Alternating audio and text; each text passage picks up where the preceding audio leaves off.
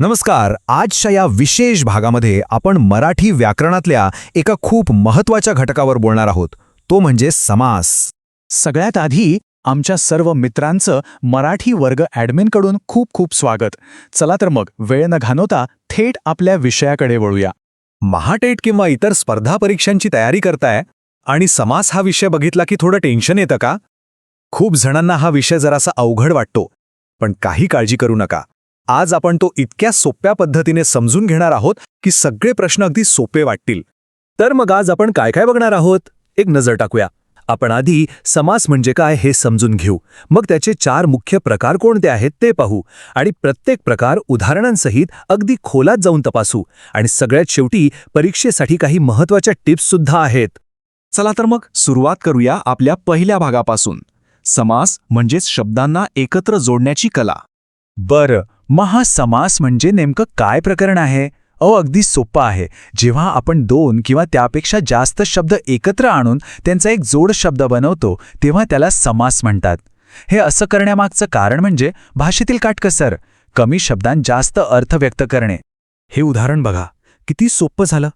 पोळीसाठी पाट असं लांब बोलण्याऐवजी आपण पटकन म्हणतो पोळपाट. बस, याच प्रक्रियेला समास म्हणतात. किती सहज आपण रोजच्या बोलण्यात त्याचा वापर करतो, नाही का? आता इथे 2 गोष्टी समजून घेणं खूप महत्त्वाचं आहे.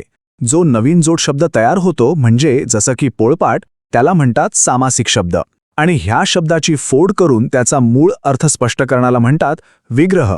जसं की पोळीसाठी पाट. सामासिक शब्द आणि विग्रह या 2 गोष्टी लक्षात ठेवा. ठीक आहे, मग आता हे तर कळलं की समास म्हणजे काय, पण याचे प्रकार किती? तर मुख्यत्वे समासाचे 4 प्रकार आहेत. आणि हे कशावरून ठरतात माहितीये? तर त्या जोड शब्दातल्या कोणत्या भागाला म्हणजे कोणत्या पदाला जास्त महत्त्व आहे यावरून.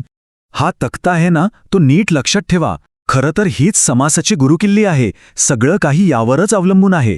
अव्ययी भाव समासात पहिलं पद महत्त्वाचं, तत्पुरुषमध्ये दुसरं, द्वंद्वमध्ये दोन्ही पदं महत्त्वाची आणि बहुव्रीहीमध्ये दोन्ही पदं गौण असून तिसराच अर्थ निघतो. आपण हे सगळं पुढे सविस्तर बघणारच आहोत. चला मग आता या 4 प्रकारांपैकी पहिले 2 प्रकार म्हणजे अव्ययी भाव आणि तत्पुरुष समास जरा जवळून बघूया. याचं नावच बघा, अव्ययी भाव.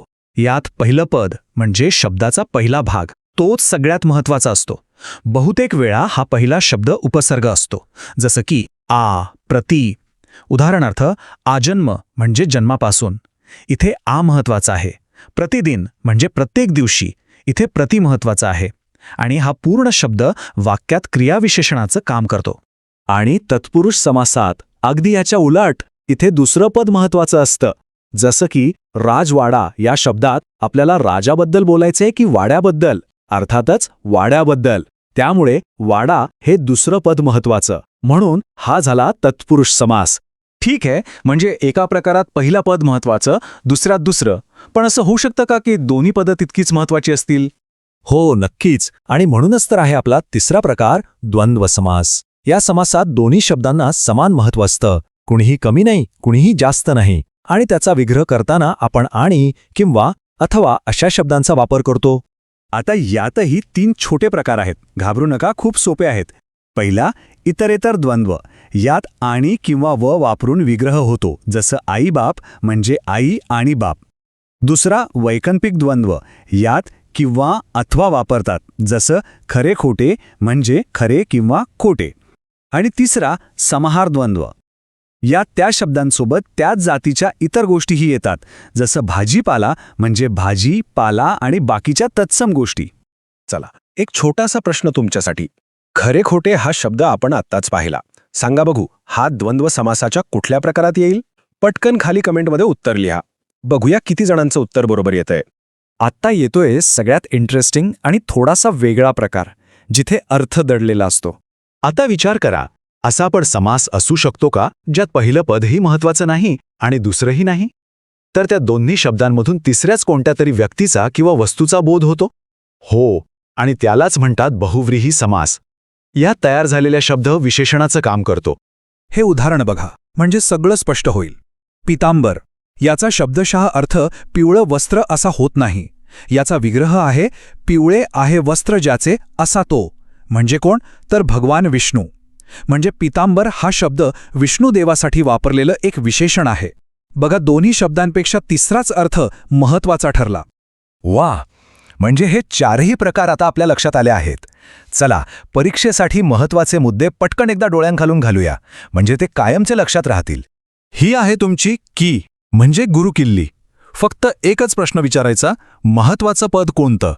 जर पहिलं पद महत्वाचं असेल तर अव्ययी भाव, दुसरं पद महत्वाचं असेल तर तत्पुरुष, दोन्ही पदं सारखीच महत्वाची असतील तर द्वंद्व, आणि दोन्ही पदांमधून तिसऱ्याच गोष्टीचा बोध होत असेल तर बहुव्रीही. किती सोपं आहे. आणि हो, तुमची तयारी अजून पक्की व्हावी म्हणून आम्ही खास तुमच्यासाठी डिटेल्ड PDF नोट्स आणि एक प्रॅक्टिस क्विज तयार केली आहे. खाली डिस्क्रिप्शनमध्ये त्याची लिंक आहे, ती नक्की बघा. त्याने तुमचा खूप चांगला सराव होईल. तर आजच्या या विश्लेषणानंतर समासाची भीती थोडी कमी झाली असेल अशी आशा आहे. तुम्हाला सगळ्यात जास्त इंटरेस्टिंग प्रकार कोणता वाटला आणि का, हे आम्हाला कमेंट्समध्ये नक्की सांगा.